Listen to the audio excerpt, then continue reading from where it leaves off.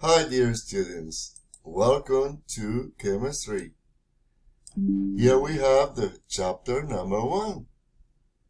What is chemistry and the scientific method?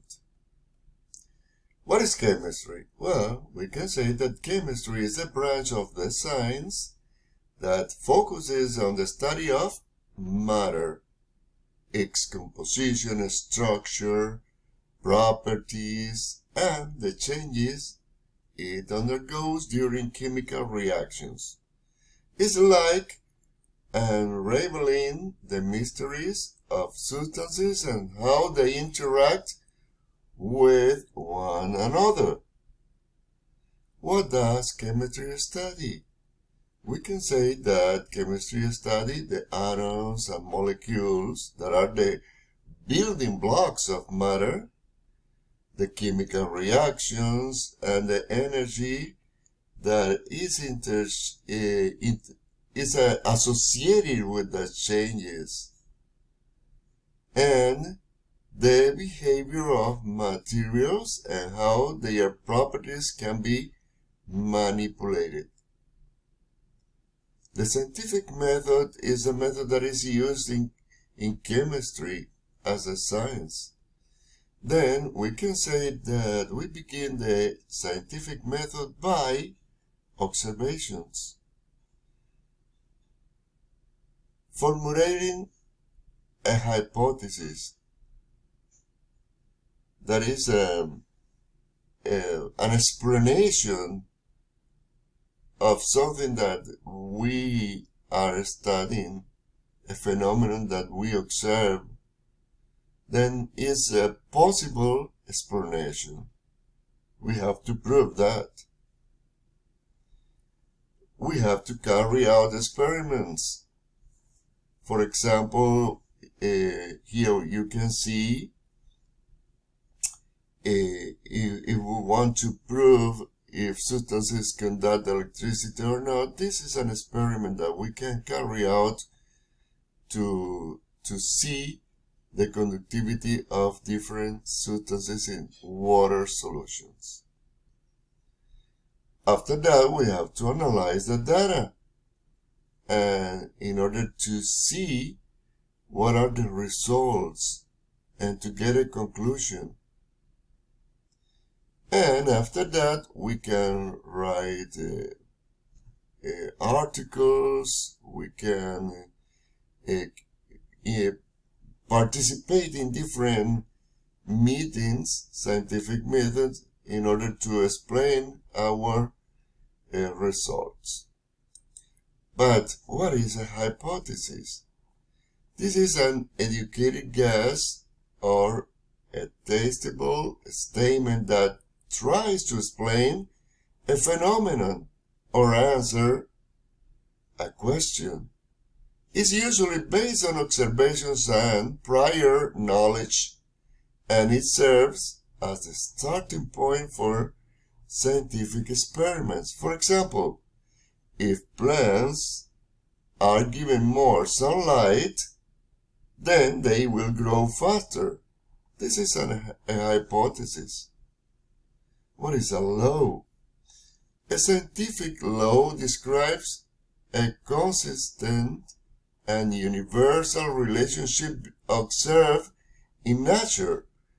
It tells us what happens under specific conditions, often expressed with mathematical formulas. What it doesn't explain why it happens. For example, Newton's law of gravitation describes how objects attract each other due to gravity. A theory provides an explanation for why certain phenomena occur. It's supported by extensive evidence and experimentation over time. A theory is more comprehensive and dynamic than a law. For instance, the theory of evolution explained the processes that led to changes in living organisms over generations? Well, we can say that chemistry is the linking science because it has to be with biology, with geology, with medicines. In other words, different chemical methods are used in different sciences to carry out experimentation. What are the safety rules? Well, safety rules in chemistry lab are essential to protect everyone from potential accidents or hazards. This week, you are supposed to have a lab about safety rules. For example, you're supposed to wear appropriate lab clothes. For example, in order to avoid any type of accident. Also, you must know how to use the equipment that will protect you if you have an accident because some things spill on you, some chemicals. Then you can use a shower, or you can wash your eyes, or if there is a fire, how to use extinguishers. Also, that is very important is that you never touch or taste chemicals.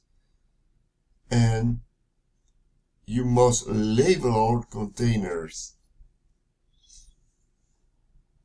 You must wash your hands after handling chemicals. You must avoid touching your face or mouth during experiments. You must keep your workstation clean and organized, and dispose the waste properly and as it instructed. You must report issues immediately, no food or drinks. All these things are very, very important. Well, you will carry out some research, and this will be this week. Is worth 15 points. Well, that's all. I hope that you will find chemistry interesting and useful. See you soon.